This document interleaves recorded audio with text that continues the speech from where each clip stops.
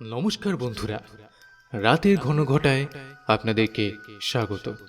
আজ আপনারা শুনবেন লেখক অনীক চক্রবর্তীর কলমে তারানাথ তান্ত্রিকের গল্প, তারানাথ তান্ত্রিক ও পোড়ো রাজবাড়ি।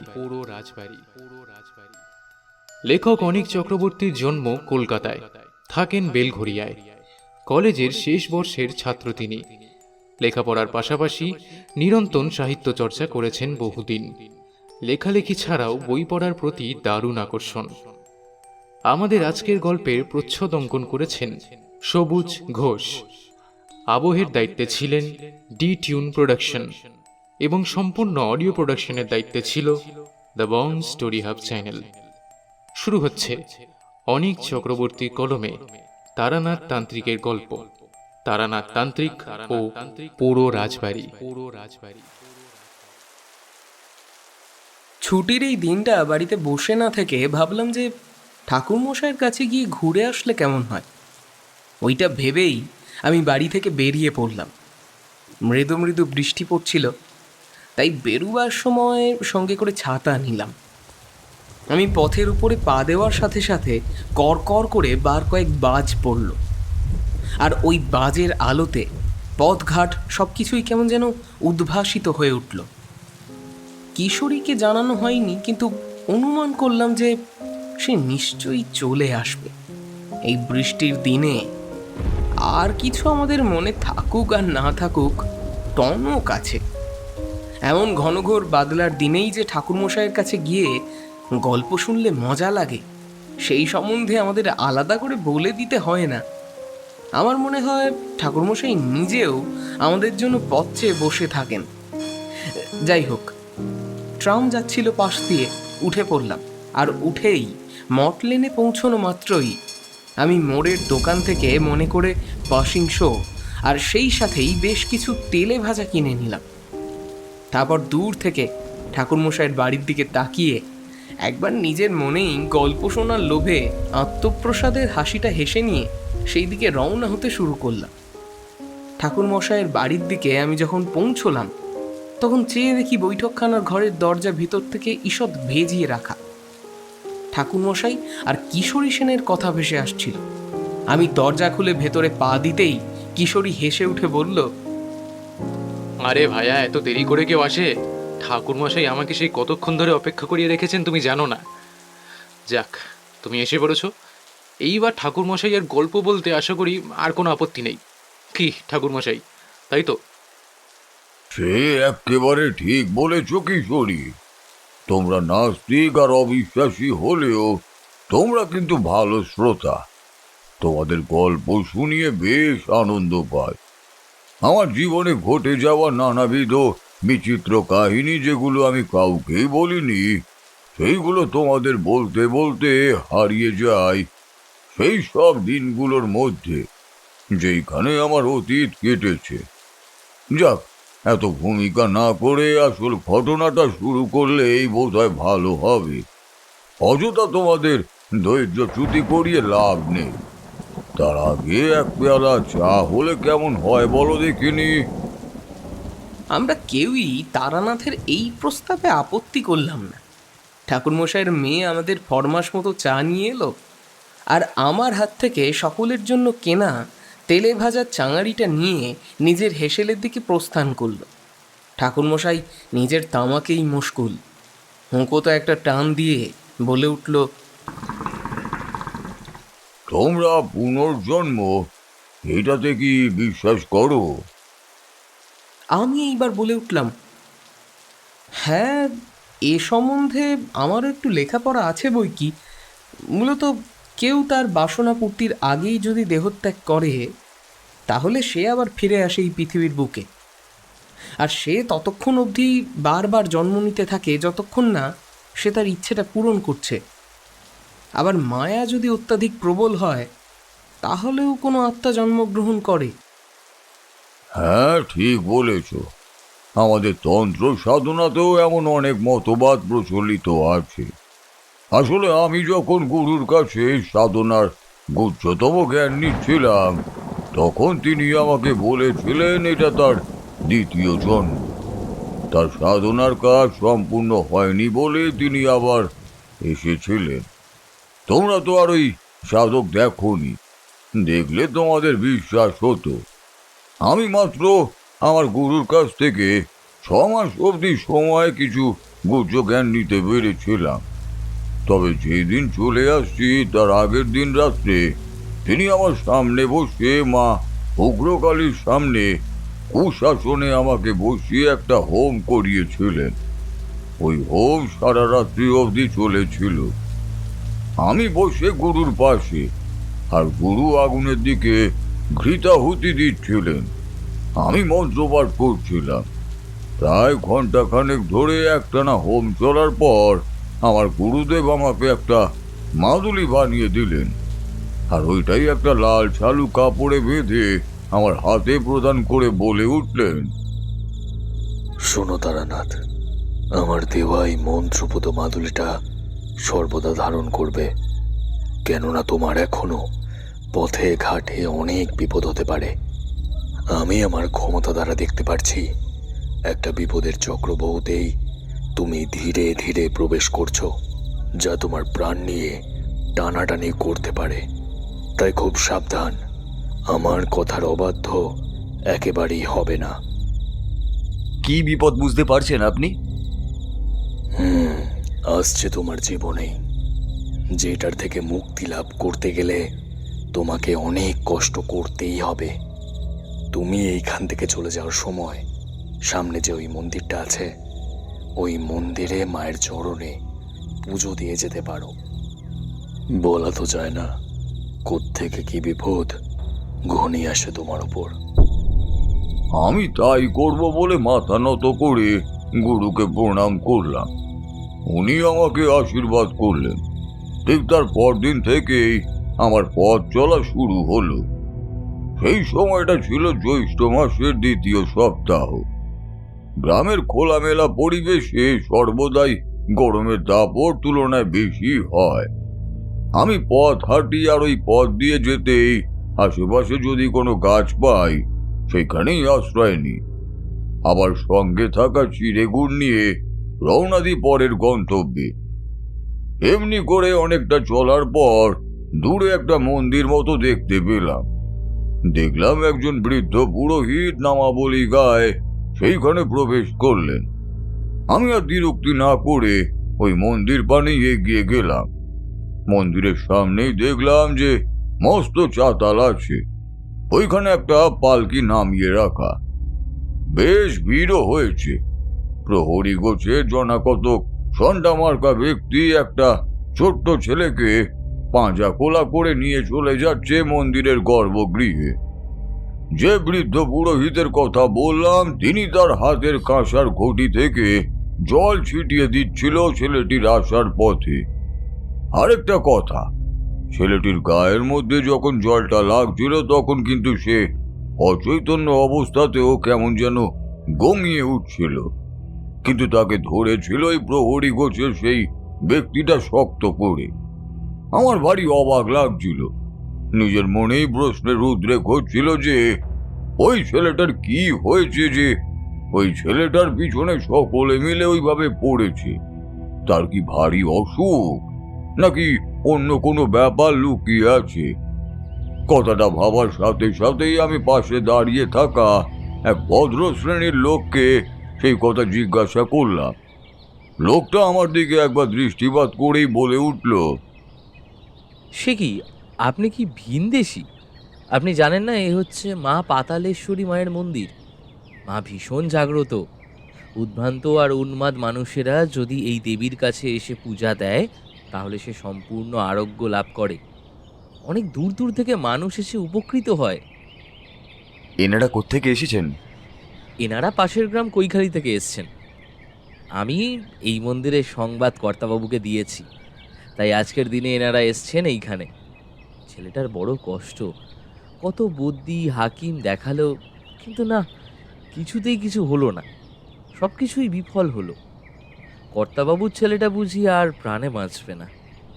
তাই একবার শেষ চেষ্টা করে দেখলাম, যদি মা পাতালেশ্বরী কিছু করতে পারেন। অনেককে তো এই দেবী মৃত্যুর হাত থেকে ফিরিয়ে এনেছেন। দেখলাম ওই ছেলেটিকে নিয়ে ওই কয়েকজন মন্দিরের ভিতরে প্রবেশ করলেন। বাইরে থেকে দেখতে ছোট মন্দির হলেও ভিতরের গর্ভগৃহটা যে বেশ বড় সেটা বুঝতেই পারলাম। একপাশে দাঁড়িয়ে একজন মধ্যবয়সী বেশ সম্ভ্রান্ত গোছের ব্যক্তি দু চোখের জল মুছছিল, আর ঠিক তার পাশেই একজন স্ত্রীলোক শাড়ির খুঁট দিয়ে চোখের জল মুছছিল। তাই দেখে আমি থাকতে না পেরে এগিয়ে গিয়ে তাকে জিজ্ঞেস করলাম, ব্যাপার কি, আপনারা এইভাবে চোখের জল ফেলছেন কেন? চিন্তা করবেন না, আপনার ওই খোকা সুস্থ হয়ে যাবে, মনে আস্থা রাখুন। লোকটি আমার পানে চাইল, কিন্তু কোনো কথা বলতে পারল না। আমার দিকে এক দৃষ্টে চেয়ে থাকার পর তিনি শুধু বললেন, কে আপনি? আপনাকে তো আগে দেখিনি। আমি সামান্য ভবঘুরে পথিক, এদিক সেদিক ঘুরে বেড়াই। আপনার ছেলের আসলে হয়েছেটা কি একটু বলবেন আমাকে? বলার আর কি আছে, নিজের ছেলেকে চিনতেই পারছি না, সম্পূর্ণ আলাদা হয়ে গিয়েছে যেন। তার বয়স যত বাড়ছে ততই সে যেন কেমন ধরনের হয়ে যাচ্ছে। আমার ছেলে আর সেরকমটি নেই, অদ্ভুত অদ্ভুত কাণ্ড করছে, যেটা ওইটুকু ছেলের পক্ষে করা সম্ভব নয়। আমি প্রথমে বিশ্বাস করিনি, কিন্তু তারপর আমার নিজের চোখে দেখা মাত্র আমার ধারণা বদ্ধমূল হয়েছে যে এই ছেলের মধ্যে অনেক কিছু পরিবর্তন এসেছে। ওইটুকু শরীর, কিন্তু তার গায়ে কি অসীম জোর থাকতে পারে বলুন তো।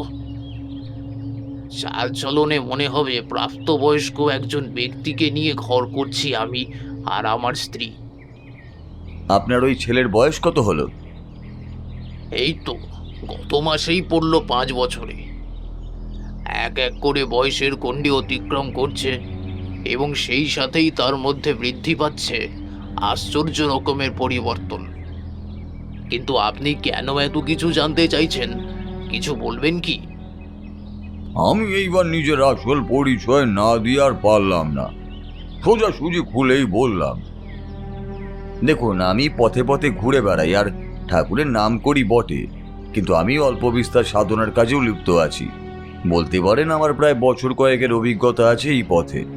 তন্ত্রমন্ত্র দিয়ে সাধনার কাজ করি, আর সাধারণ মানুষের বিপদের আভাস পেলেই তাকে সাহায্যের হাত বাড়িয়ে দিই।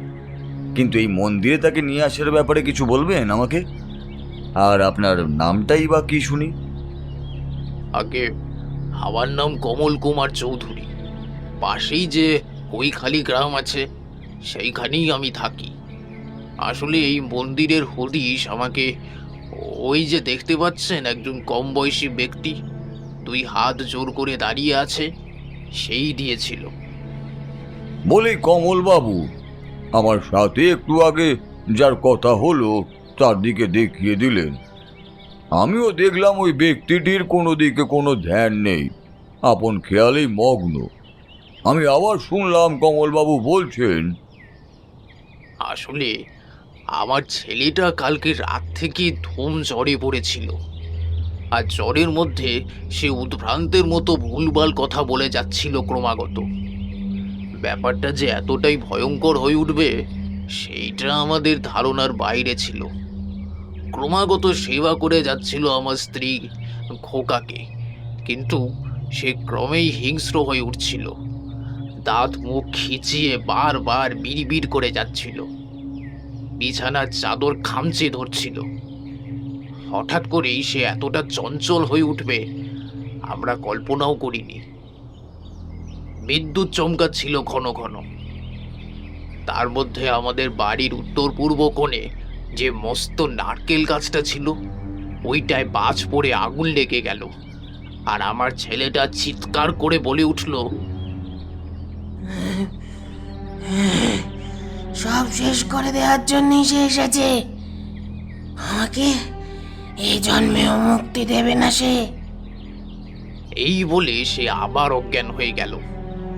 ছেলেটার মা তো চোখের জল ফেলতে ফেলতে ক্রমাগত পাখা দিয়ে বাতাস করে যাচ্ছিল, আর কেঁদে একসা হয়ে বলে উঠল, খোকা, খোকা, কি হয়েছে তোর? তুই এরকম করছিস কেন? ওগো, ওগো, হাঁ করে তাকিয়ে আছো কেন? ডাক্তার নিয়ে আসো জলদি। ছেলের যে নাভিশ্বাস উঠছে। ওই কথা শুনে আমার কিচ্ছু করার ছিল না। বাইরে যেমন অন্ধকার, ঠিক আবার ওই অন্ধকারের সাথে পাল্লা দিয়ে বাদলাও রমরমা। দুইয়ের মেলবন্ধনে বাইরে পা দেওয়া কঠিন। আপনি যদি কোনোদিন আমার গ্রামে আসেন, তাহলে দেখলেই বুঝতে পারবেন আমাদের গ্রামটা মোটেই সম্ভ্রান্ত নয়। বুনো জায়গা, লোকের বাস খুব কম, আর সন্ধ্যার পর ওখানে বড় কেউ একটা চলাফেরা করে না। আমি বুঝলাম কমলবাবুর সত্যি খুব বিপদ। এমন বিপদের দিনে যদি আমি তার পাশে না দাঁড়াই, তাহলে উনি নিরুপায় হয়ে নিজের চোখের সামনে এসে নিজের ওই একমাত্র ছেলেকে হারাবে, যেটা আমি থাকতে হতে দিতে পারি না। আবার কমলবাবু বলে উঠলেন, আমার ছেলেটা ওরকম করছে দেখে আমার দপ্তরে কর্মরত ওই যে রোগাগুড়ে ছেলেটি আমাকে গতকাল রাতে এই পাতালেশ্বরী মন্দিরের কথা বলেছে। আমি অবশ্য আর কাল বিলম্ব করলাম না। ঘণ্টাখানেকের পথ অতিক্রম করে আমার পালকি করে আর আমি নিজের লোকসহ ওই গরুর গাড়ি নিয়ে চলে এলাম। ছেলে আসার সময় কোনো দ্বিরুক্তি করেনি?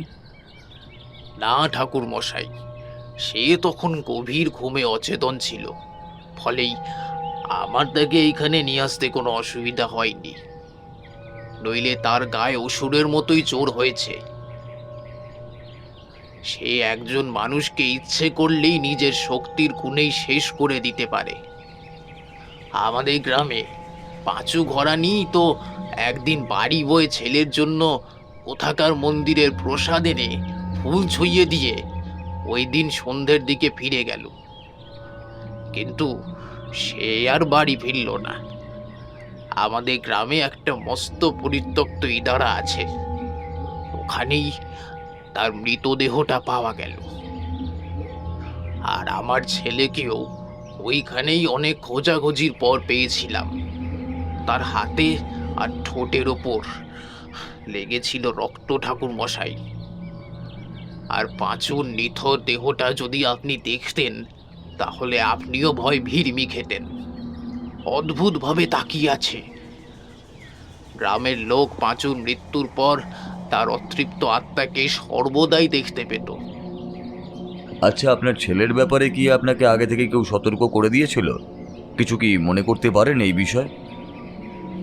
অনেকক্ষণ চিন্তা করার পর ওই ভদ্রলোক বললেন, যতদূর মনে পড়ে, আমার ছেলে সদ্য ভূমিষ্ঠ হওয়ার পর আমার বাড়িতে একজন গণৎকার ব্রাহ্মণ এসেছিলেন। আর তিনি আমার ছেলেকে দেখে তার ভাগ্য গণনা করে বলেছিলেন যে আমার ছেলে নাকি সম্পূর্ণ আলাদা। সে নাকি আর 5টা ছেলের মতো নয়। সে স্বাভাবিক নিয়মেই বড় হবে, কিন্তু তার যখন 5 বছর বয়স হবে, তখন নাকি সে বড় একটা বিপদের সম্মুখীন হবে। কথাটা আমার স্ত্রী শুনেই তাকে অধীরভাবে শুধিয়েছিলেন যে কোন বিপদে সে পড়বে আর সেই বিপদ থেকে কিভাবে তার খোকা রক্ষা পাবে। শুনে ওই গণৎকার আবার ভাগ্য গণনা করে বলেছিল যে আমার খোকাকে নাকি কোনোভাবেই রক্ষা করতে পারবো না। হ্যাঁ, কিন্তু একজন সাধক আসবে, ঠিক বিপদ বুঝতে পেরে সেই এসে পরিত্রাণ দেবে আমাদের। কমলবাবুর কথা শুনে আমার নিজের মনে হলো যে তাহলে কি উনি আমার কথাই বলেছিলেন। কথাটা চিন্তা করছি, ওই সময় গর্ভগৃহের দরজাটা হাট করে খুলে গেল, আর 2জন পূজারী ওই ছেলেকে নিয়ে বার হলেন।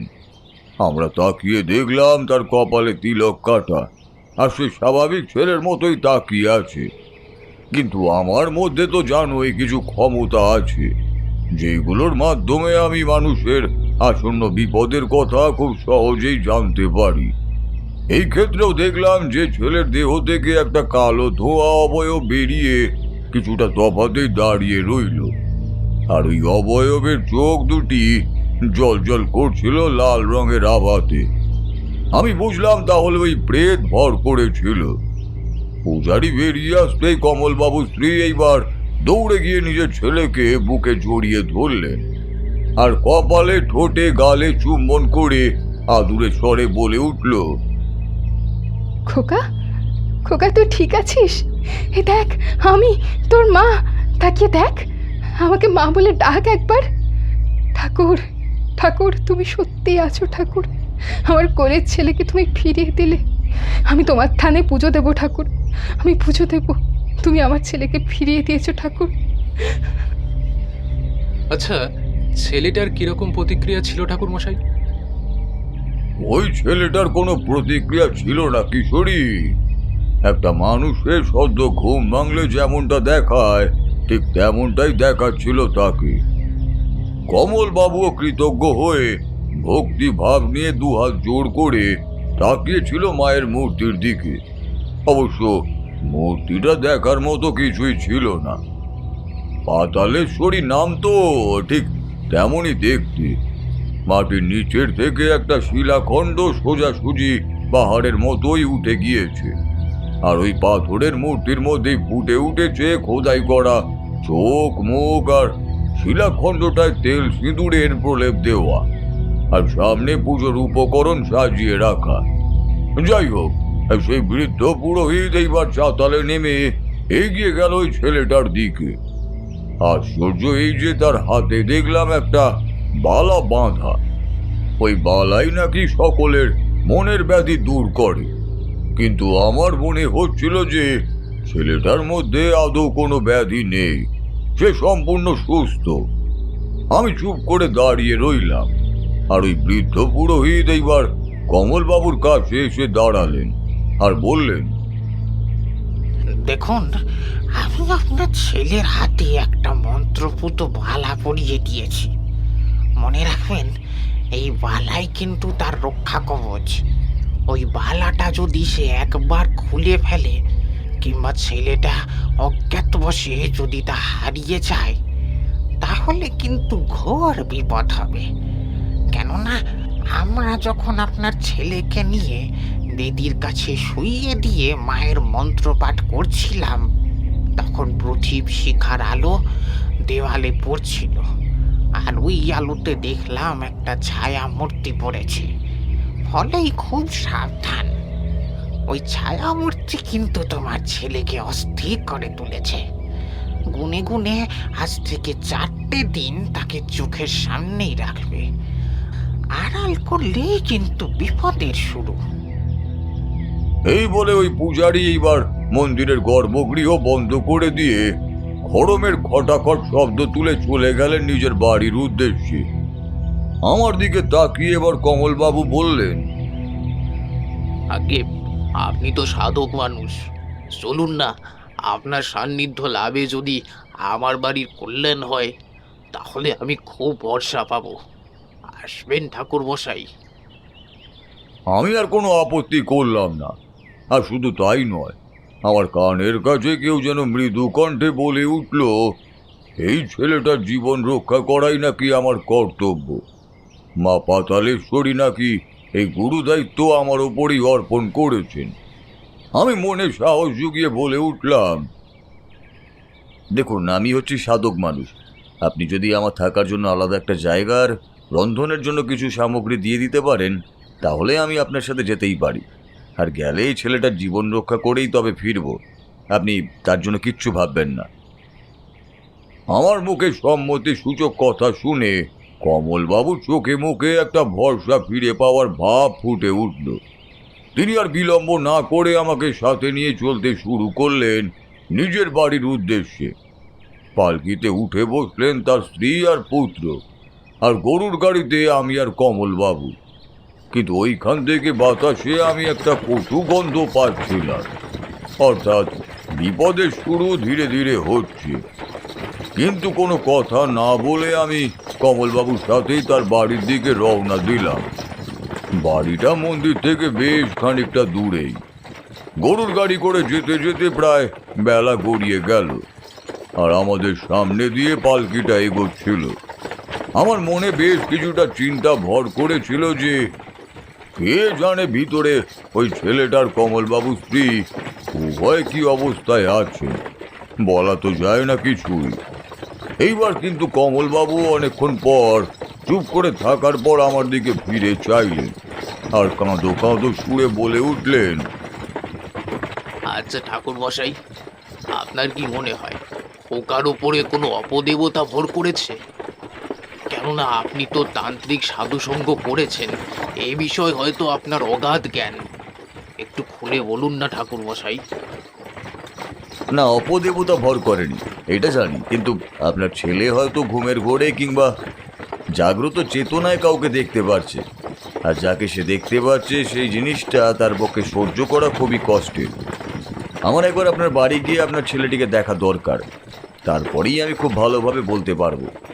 আশা করি মায়ের ওই বালাটা যতক্ষণ আছে ততক্ষণ আপনার ছেলে নিরাপদ। তবুও আমি গিয়ে একবার দেখব।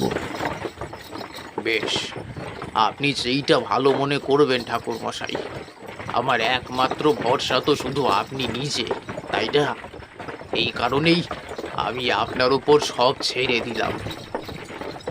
আর কোনো কথা হলো না। দেখতে দেখতে অনেকটা পথ অতিক্রম করে আমরা দুজনই এসে পৌঁছালাম একটা বাড়ির সামনে। বাড়িটার অবস্থান দেখলাম এমন একটা জায়গায় যেখানে তেমন লোকালয় নেই। বাড়ির আশেপাশে শুধু বনজ জায়গা। গরুর গাড়ি থেকে নামতে গিয়ে ঘাসের ওপর পায়ের পাতারা ঢেকে গেল। বেশ অনেকটা জায়গা জুড়ে বাড়িটা।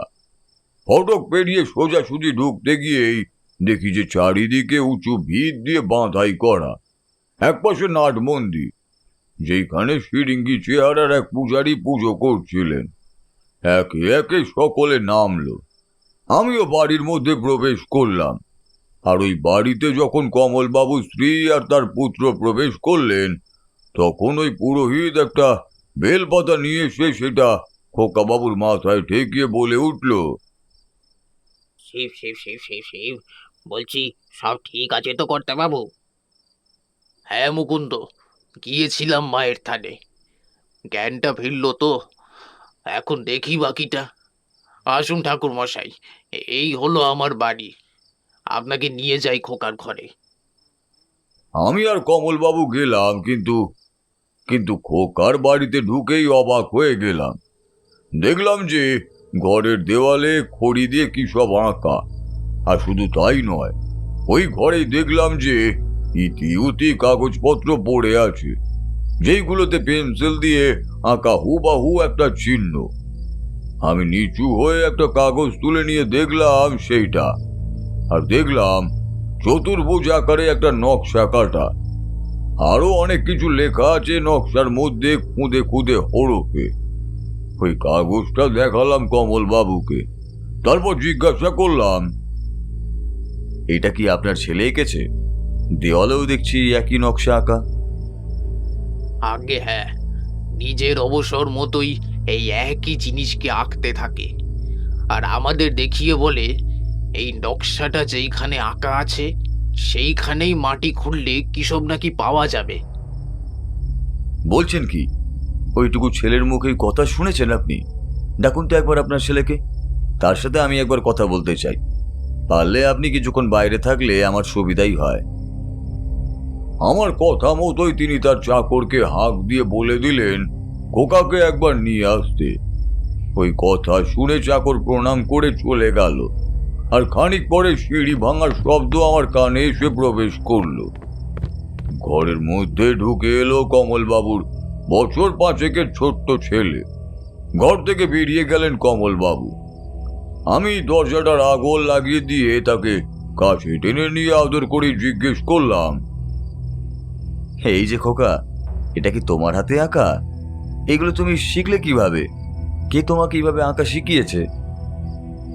ছেলেটা একবার আমার হাতে ধরে থাকা ওই কাগজটার দিকে দৃষ্টিপাত করে রইল। তারপরই তার গলার থেকে বেরিয়ে এলো একটা অদ্ভুত শব্দ। আচ্ছা ঠাকুরমশাই, ওই আঁকাটা কেমন ছিল? মানে শিশুরা যেমন আঁকে সেরকম আঁকা, নাকি পরিপক্ক হাতে আঁকা? হ্যাঁ কিশোরী, তোমার কথা একেবারে ঠিক। ওইটুকু ছেলের পক্ষে ওই নকশা আঁকা কিন্তু চারটিখানি কথা নয় হে। ছেলেটাকে ওই কথা জিজ্ঞেস করতেই সে অদ্ভুত স্বরে আমাকে বলল, আমি এই ছবিটা এঁকেছি। ওই বাড়িটায় গিয়ে এক জায়গায় ছবিটা আঁকা আছে। মৃত্যুর আগে আমি ওই ছবি এঁকেছিলাম। দাও দাও দাও করে আগুন জ্বলছিল। আমাকে শেষ করে দেওয়ার জন্য সকলে আমার বাড়িতে আগুন লাগিয়ে দিয়েছিল। আমাকে ওইখানে নিয়ে চলো। কোনখানে তোমাকে নিয়ে যাব খোকা? তুমি কি বলছো এইসব উদ্ভ্রান্ত কথাবার্তা? আর কোনো কথা নেই, ছেলেটা চুপ করে গিয়েছে। আমি এইবার তার কপালে হাত রাখলাম আর গুরু শিখিয়ে দেওয়া মন্ত্রটা আওড়ালাম, আর চোখের সামনে সবকিছু স্পষ্টভাবে ধরা পড়ল। মন্ত্র আওড়ালাম, ওং হ্রিং নমো নিত্যকালী কৃত্যতি দ্রষ্টা নমো নমো। এই মন্ত্রটা অতীব গুহ্য ছিল। এই মন্ত্রতে সাধক ইচ্ছা করলে অতীতের কোনো ঘটনাবলী অনায়াসেই দেখতে পারে। আমি চুপ করে কিছুক্ষণ মনে মনেই মন্ত্র আওড়াবার পর স্পষ্ট দেখলাম যে সন্ধ্যার পরিবেশ, আর ওই পরিবেশের ভিতর জনাকতক লোক আগুন হাতে নিয়ে দ্রুত এগোচ্ছে একটা প্রকাণ্ড বাড়ির দিকে। তারপর তারা এগিয়ে গিয়ে ধরিয়ে দিল এই প্রকাণ্ড অট্টালিকা সম বাড়িটায় আগুন, আর মুহূর্তের মধ্যে ওই বাড়ির মধ্যে ধরে যাওয়া আগুনটা দাউ দাউ করে জ্বলে উঠল। বাড়ির মধ্যে থেকে সকলে চিৎকার ভেসে এলো। এই অবধি দেখার পর আমি চোখ খুললাম, আর ওই ছেলেটা ততক্ষণে অজ্ঞান হয়ে গিয়েছে। আমি এইবার আর বিলম্ব করলাম না, দরজার আগল খুলে দিয়ে পাশেই দাঁড়িয়ে থাকা কমলবাবুকে ভিতরে আসতে বললাম, আর উনি এসে নিজের ছেলেকে ওইভাবে অজ্ঞান থাকতে দেখে বলে উঠল, এ কি ঠাকুর মশাই, একটু আগেই তো আমার ছোট ছেলেটার জ্ঞান ছিল। কি হলো তার? এভাবে জ্ঞান হারিয়ে মাটিতে লুটিয়ে পড়লো কেন? কমলবাবু, আপনার চিন্তার কারণ আমি এইবার ধরতে পেরেছি। আপনার খোকার 4-5 জন ছেলের মতো সাধারণ নয়, সে জাতিস্বর। কথাটা শুনে একবার তিনি হক চকিয়ে গেলেন। তারপর আমার সামনে বসে পড়ে ছেলের মাথাটা মাটি থেকে তুলে নিজের কোলে রেখে আশ্চর্যজনকভাবে বলে উঠলেন, কি বললেন ঠাকুর মশাই? জাতিস্বর? হ্যাঁ, আপনার ছেলে জাতিস্বর। আর আপনার ছেলে তার গত জন্মের কথা পুঙ্খানুপুঙ্খভাবে মনে করতে পারে। ওই কারণেই সে এইরকম আচরণ করছে।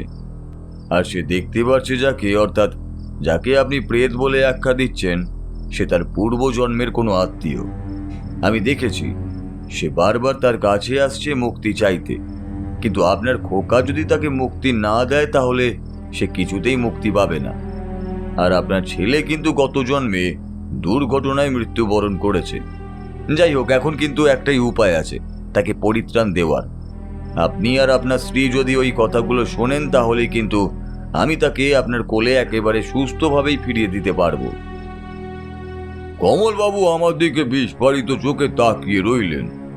তার মুখ থেকে অনেকক্ষণই কোনো কথা স্বর ছিল না, কিন্তু এক সময় যখন নাট মন্দির থেকে ভেসে এলো ঘন্টার শব্দ, তখন তার হুঁশ ফিরল, আর উনি কিঞ্চিৎ আবিষ্টের মতোই বলে উঠলেন, এইগুলো আপনি কি বলছেন ঠাকুর মশাই?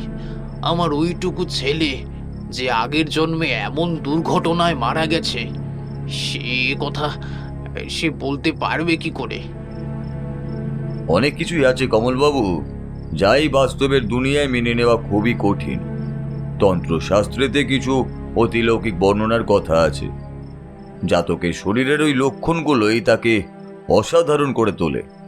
আপনি কিছু ভাববেন না, আমি রাত্রের দিকে আপনাকে সবকিছু জানিয়ে দিচ্ছি। ওই দিন রাতেই আমি পুজোর আসনে বিশেষ কিছু ক্রিয়া করে তারপর আমার ইষ্ট দেবীকে আহ্বান করলাম আর ক্রমাগত মন্ত্রপাঠ করলাম। আসলে আমার ইচ্ছে ছিল ওই অতৃপ্ত আত্মাকে ডেকে পাঠানো। ওই আত্মা যদি আমার কাছে আসে তাহলে আমি তাকে শুধিয়ে নিতে পারবো যে আসল ব্যাপারটা কি। বহুক্ষণ ওঙ্কার উচ্চারণ করার পর বাইরে কার যেন ছমছম শব্দ পেলাম। নাট মন্দিরের পাশেই একটা ছোট্ট ঘর মতো ছিল, যেখানে আমার নিজের উপাচার সামগ্রী নিয়ে আমি গুহ্য সাধনার কাজে নিজেকে লিপ্ত করেছিলাম। আর শুধু তাই নয়, আমার সামনে জ্বলছিল মোমবাতি, দরজাটা ভিজিয়েই রাখা ছিল, কিন্তু মন্ত্রপাঠ করার পর আমি যখন আমার সাথে থাকা কঙ্কালের খুলিতে সিঁদুর মাখালাম, ওই সময় দরজার বাইরে ঠক ঠক করে দরজাটার শিকল কেঁপে উঠল। আর আমি তাকে বললাম, বাইরে দাঁড়িয়ে না থেকে চলে আয়। তুই যে এসেছিস সেটা আমার মাথার উপর বাঁধা ওই ঘন্টাটা বাজিয়ে আমাকে জানান দিবি। হঠাৎ করেই দরজাটা দমকা বাতাসের ঝাপটায় হাট করে খুলে গেল। আর ওই দরজাটা খুলতেই হাওয়ার দমকায় আমার সামনে জ্বলতে থাকা মোমবাতিটাও নিভে গেল। আর আমি পেলাম একটা কটু গন্ধ। ওই গন্ধটা হ্রাস করার জন্য আমি ওই সময় কাল ভৈরব স্তুতি করে ধুনির মধ্যে একটা নীলকণ্ঠ ফুল ফেলে দিলাম। আর ওই ফুলটা ধুনির ওপর পড়তেই ধুনির ধোঁয়াটা ফুঁসে একদম ঠেলে উঠল। আর আপনা থেকেই নিভে যাওয়া ওই মোমবাতিটা জ্বলে উঠল। ঠিক যেন মনে হলো কেউ যেন ওইটা জ্বালিয়ে দিল। এইবার আমি নিজের আসনে বসে ঘাড় ঘুরিয়ে জিজ্ঞাসা করলাম, কে তুই? কেন তুই এইভাবে ওই ছেলেটাকে বিরক্ত করছিস? জানিস না ওই ছেলেটা এখন আর তোর স্বামী নয়, সে মৃত্যুর পর এই বাড়িতে জন্মেছে। কেন তুই মায়া বাড়িয়ে এইখানে পড়ে আছিস? তুই যা ভাবছিস সেটা আর সম্ভব নয়। তুই চলে যা। আর তুই কি মুক্তি পাচ্ছিস না? ঠিক আছে, আমি তোর মুক্তির যথাযথ ব্যবস্থা করে দেব। এখন যা। আর যখনই তোকে আমি ডাকবো, আচ্ছা, এই যে বালির একটা স্তূপ করে রাখা আছে, ওইখানে নিজের নামটা লিখে দিয়ে যা। আমি যেইখানে বসেছিলাম সেইখান থেকে কিছুটা দূরে দেবীর নামের ঘট স্থাপন করে রাখা ছিল। আর তার সামনে কিছুটা অংশ জুড়ে আমি বালি ছড়িয়ে রেখেছিলাম। আমি অনুভব করলাম যে আমার সামনে দিয়ে কোনো একটা অবয়ব এগিয়ে গিয়ে ওইখানে নিজের নামটা টেনে টেনে লিখে দিল আর ওইখান থেকে চলে গেল। আর কমলবাবুর বাড়ির পেন্ডুলাম ঘড়িতে বাজলো রাত ঠিক 3টে। তা আপনি ওই সময় কি করলেন ঠাকুরমশাই? আমি আর কি করব, ওইখানেই আমি নিজের বাকি পুজোটা করে নিলাম। আর গুরু যা যা বলেছিল সেগুলো পুঙ্খানুপুঙ্খ রূপে পালন করে তারপর দরজাটা বন্ধ করে দিলাম। আমার জন্য যেই ঘরটা নিযুক্ত করেছিলেন ওই ঘরে ফিরে সেই হ্যারিকেনের আলোতেই তাক থেকে চলতি বছরের পঞ্জিকাটা টেনে নিয়ে পৃষ্ঠার পর পৃষ্ঠা উল্টে দেখতে লাগলাম। আর চোখ বোলাতে বোলাতেই একটা মনের মতো তিথিও পেয়ে গেলাম। কোন তিথি পেলেন? আর ওই তিথির গুরুত্ব কি? ওই তিথিতেই আত্মাকে শান্ত করতে পারবো, তাকে মুক্তি দিতে পারবো। ওই তিথিটা হলো শুক্লপক্ষের দ্বিতীয়াতে আদ্রা নক্ষত্রে এই কাজটা করতে হবে। পরদিন সকালে উঠে আমি কমলবাবুকে নিজের কাছে ডেকে পাঠালাম। তারপর খোঁজ খবর নিলাম খোকার। সে তেমন কোনো কিছুই আর করেনি, কিন্তু মুখে অনবরত একটা জায়গার নাম করেই যাচ্ছে। আমার প্রথম দিকে বিশ্বাস হচ্ছিল না, কিন্তু নিজে গিয়ে দেখি যে খোকা আবার ওই একই জিনিস কাগজে আঁকছে আর নামটা বলছে বীরচন্দ্রপুর। আমি তখনই দুয়ে দুয়ে 4 মিলিয়ে কমলবাবুকে বললাম, দেখুন, আজকেই সেদিন যখন আমাকে ওই গুরুত্বপূর্ণ কাজ করতে হবে। আপনি দয়া করে আপনার ওই খোকাকে নিয়ে ওই বীরচন্দ্রপুর গ্রামে নিয়ে যাওয়ার ব্যবস্থা করুন। ওই গ্রামেই হয়তো আপনার ছেলে কোনো একদিন ছিল, আর ওইখানেই হয়তো সমস্যার সুরাহাও আছে। আপনি ব্যবস্থা করুন যত তাড়াতাড়ি সম্ভব। কিন্তু কোনো কিন্তু নয়, আপনার ছেলের মেয়াদ বেশি দিন নেই। গতকাল রাত্রে আমি আমার পুজোর দ্বারা এটুকু জেনেছি, আপনার ছেলেকে যদি ওইখানে না নিয়ে যেতে পারি, তার করণীয় কাজ যদি সম্পূর্ণ যদি না হয়, তাহলে আপনার ছেলের সমূহ ক্ষতিও হতে পারে। ছেলের ক্ষতি হবে শুনে কোনো বাপ স্থিরভাবে থাকতে পারে না, তাই তিনি দ্রুত নিচে নেমে গেলেন আর আমার কথা মতোই সব কিছু ব্যবস্থা করে দিতে শুরু করলেন। ওনার ওই চঞ্চলতা দেখে আমি বেশ ভয়ই পেয়ে গিয়েছিলাম, কারণ বীরচন্দ্রপুর গ্রাম কিন্তু এইখান থেকে কম দূরত্ব নয়। পৌঁছাতে পৌঁছাতে প্রায় সন্ধ্যা হয়ে যাবে। ট্রেন ব্যবস্থা তখন এখনকার মতো অত ভালো ছিল না, তাই পৌঁছাবার পথ একমাত্র গরুর গাড়ি। সবকিছু হতে প্রায় একটা গোটা ঘন্টা লেগেই গেল। আর আমরা তিনজন, অর্থাৎ আমি, কমলবাবু আর তার ছেলে নিয়ে, সাথে কিছু লেটেল দল অস্ত্র নিয়ে আমাদের সামনে দিয়ে চলতে শুরু করলো। কেননা পথেই পড়বে কালির জঙ্গল, আর ওই জঙ্গল প্রচণ্ড ভয়ঙ্কর। কালির জঙ্গল পেরিয়ে আমরা পৌঁছালাম সেই গ্রামে যেখানকার কথা ওই ছোট্ট ছেলেটা আমাদের বলেছিল। আচ্ছা, গ্রামটার নাম কি ছিল ঠাকুরমশাই? গ্রামের নাম ছিল গোপীনাথপুর। গোপীনাথপুর গ্রামটা কিন্তু সত্যি বেশ বর্ধিষ্ণু বলা যায়। গ্রামের ওই মনোরম পরিবেশে সে ছেলেটা যেন দীর্ঘ একটা নিঃশ্বাস নিল। তারপর গরুর গাড়ি থেকে নেমে দুহাত দুপাশে মেলে ধরে বলে উঠল, এইটাই আমার সেই গোপীনাথপুর গ্রাম, যেইখানে আমি জন্মেছিলাম। এইখানে একটা রাজবাড়ি আছে, ওই রাজবাড়িতেই আমাদের যেতে হবে। সামনে দিয়ে একটা লোক আসছিল। খুব সম্ভবত সে মিষ্টি বিক্রি করে, কেননা একটা সরু লাঠির দুই পাশে দড়ি দিয়ে বাঁধা আছে দুটো হাঁড়ি। সে হেঁকে হেঁকে চলে যাচ্ছিল। আমাদের গাড়োয়ান এইবার তাকে ডেকে শুধিয়ে বলে উঠল, এই যে এখানে রায়বাড়ির রাজবাড়িটা কোথায় আছে বলতে পারো? হ্যাঁ, এইখান থেকে সোজা গিয়ে ওই যে দূরে দেখা যাচ্ছে ওইটাই রাজবাড়ি। কিন্তু ওইখানে তো এখন কেউ থাকে না। তাহলে কি দরকারে যাচ্ছেন ওইখানে? ওই বাড়ির সঙ্গে আপনাদের কোনো সম্বন্ধ আছে? ছেলেটা বলে উঠল, হ্যাঁ, এই বাড়িটাই আমাদের যেতে হবে, দরকার আছে। ওই মিষ্টি বিক্রেতা লোকটা কেমন যেন সন্দিগ্ধ দৃষ্টি নিয়ে চাইলো আমাদের দিকে। গাড়োয়ানকে গাড়িটা চালাবার নির্দেশ দিলাম। সে চালিয়ে দিল গাড়ি। আমরা প্রায় আধ ঘন্টা পর পৌঁছালাম। বাড়িটা বিরাট আকার।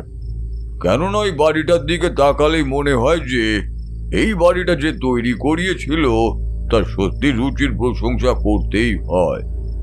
কিন্তু বাড়িটা দেখলাম পুড়ে গিয়েছে কিছু কিছু স্থানে, আর ওই বাড়িটাকে মুড়ে রেখেছে লতা পাতার ঝোপ। ছেলেটা এবার বলে উঠল, ওইখানে আছে সেই নকশা, ওই নকশা খুঁজে বার করতে হবে। আমরা পাশের গাছ থেকে মোটা ডাল ভেঙে নিয়ে সেটা মশাল করে বাড়ির ভিতরে ঢুকে পড়লাম। কমলবাবুর ছেলে কিন্তু এমন ভাবে বাড়িটার মধ্যে প্রবেশ করছিল যেন এই বাড়ির সমস্ত আনাচে কানাচে সে বিলক্ষণই চেনে। বাড়ির ভিতর দীর্ঘদিন না ঢোকার দরুন পায়ের নিচে মেঝেতে পুরো ধুলোর আস্তরণও জমেছে, আর ব্যবসা গন্ধ নাকে আসছিল। আমি কিন্তু আমার সাধন শক্তি দিয়ে বেশ অনুভব করতে পারছিলাম যে এই বাড়িতে এখনো বিদেহী আত্মা আছে, আর ওই আত্মারা শান্তি চাইছে।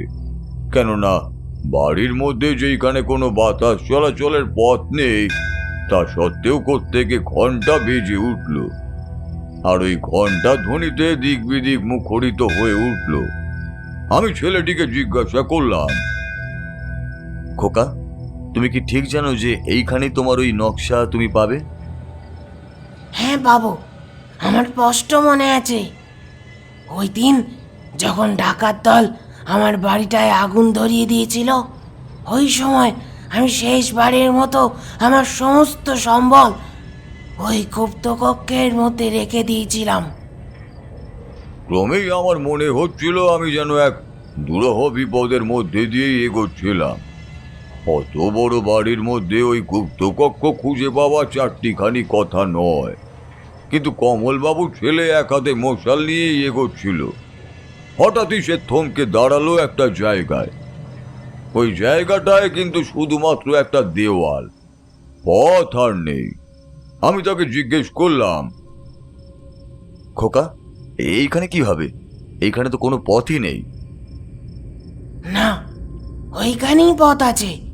ওই দেয়ালের ভেতর আমার ওই গুপ্ত ঘরে যাওয়ার সুড়ঙ্গ আছে। আমি নিচে জানি। এইটা ভেঙে তারপর ঢুকতে হবে। চলো চলো, আর বেশি সময় নেই।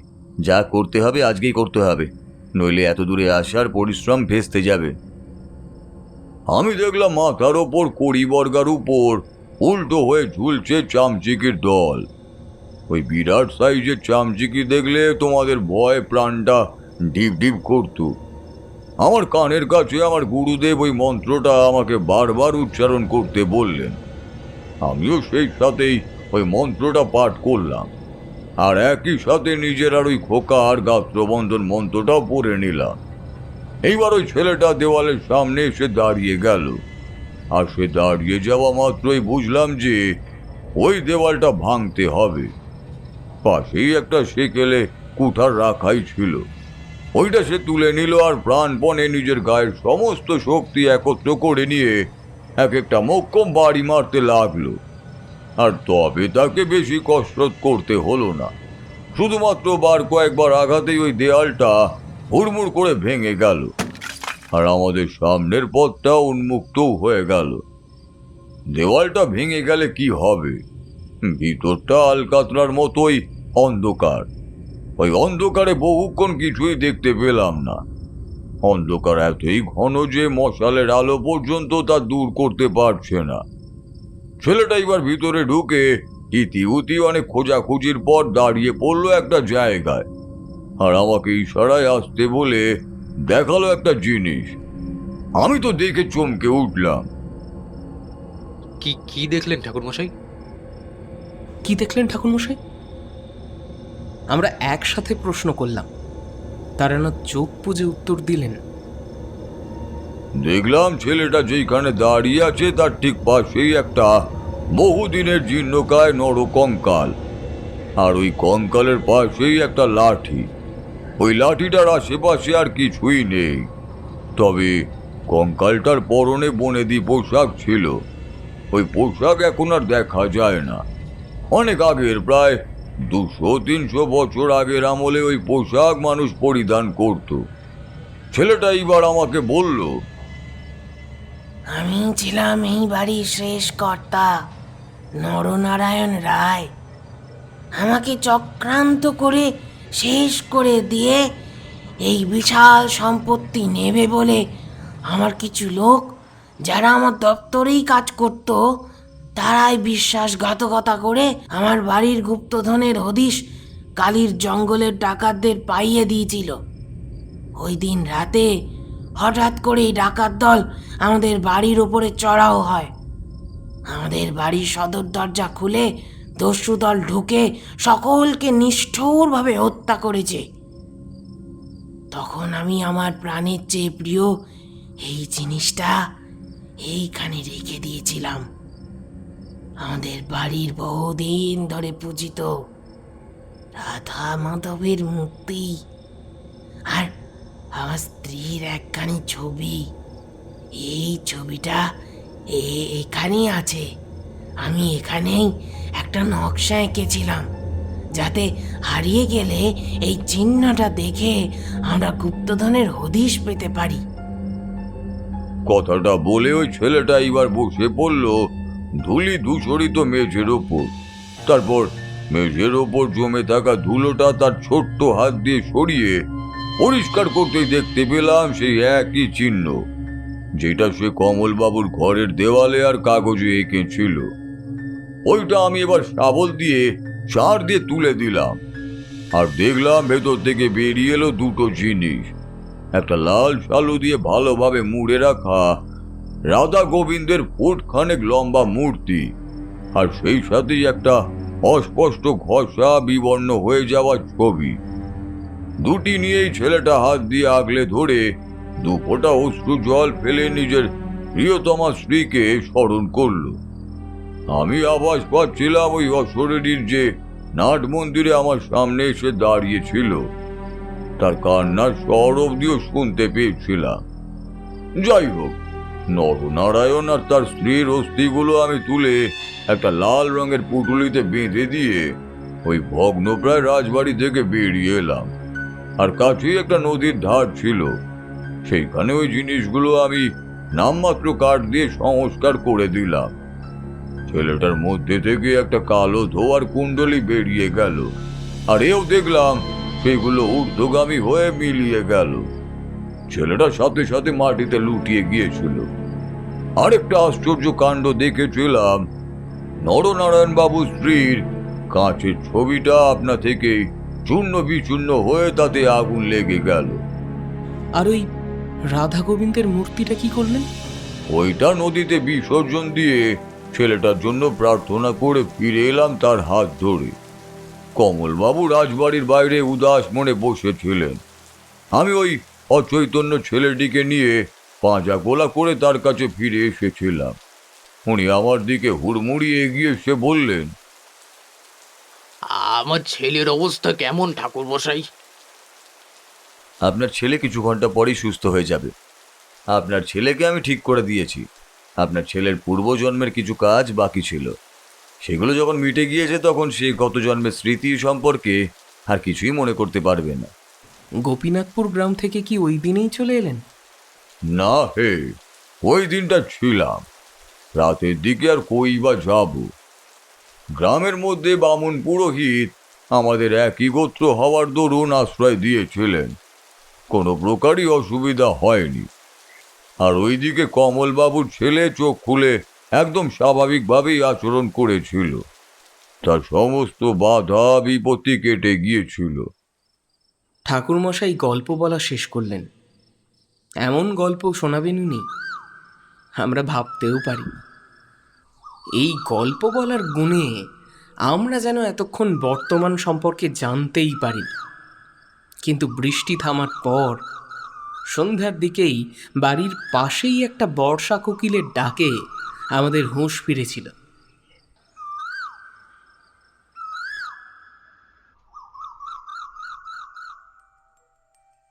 কেমন লাগলো আমাদের আজকের নিবেদন?